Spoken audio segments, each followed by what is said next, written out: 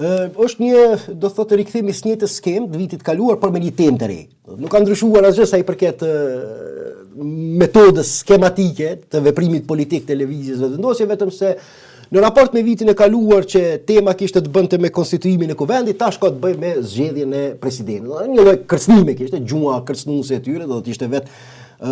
kryekovendare që tha që kështu na e keni bërë edhe vitin e kaluar, por pastaj populli e pa se çka u bëri juve. Ka edhe pashtu eksponent të rëndësishëm televizjes vetëvendosje që kanë filluar të artikulojnë tezën se tashmë ka ardhur koha që t'i kemi 80 deputetë që më nuk mund të jemi nuk duhet të jemi peng të strategjive bllokuese të partive opozitare, që tash pjesë e cilave është bërë edhe Vjosa Osmanit. Deri dje lëvizja vetëvendosje mos nominimin e Vjosa Osmanit e justifikonte me idenë që opozitës t'i ofronte një kandidat konsensual, ndërsa nga dje Vjosa Osmani është bashkë me opozitën për ta bllokuar funksionimin e shtetit. Ndërkohë është e dhimbshme dhe kjo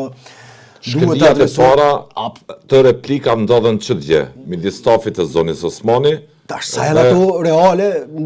mbetet shihet mirë, po kabineti I zonës Osmani e bëri qartë që oferta e qeverisë ka qenë oferta e pushtetit ndaj Vjosa Osmanit kanë qenë vetëm nominalisht pjesë e garës, në mënyrë që të kemi mundësi të akuzojmë opozitën për bllokat kuvendit dhe të shkojmë së bashku në zgjedhje për një fitore edhe më të madhe,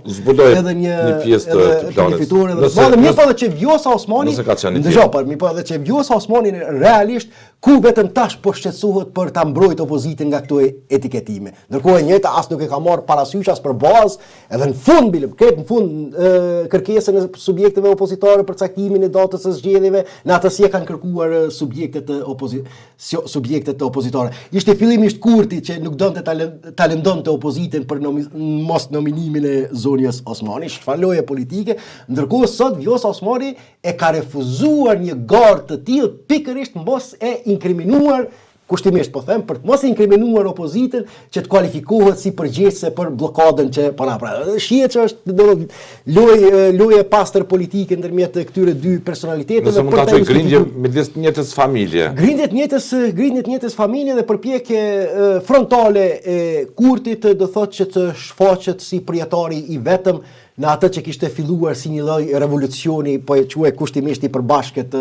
shoqërore, politike, emancipativ, siç e kanë artikuluar në termat e tyre ditor.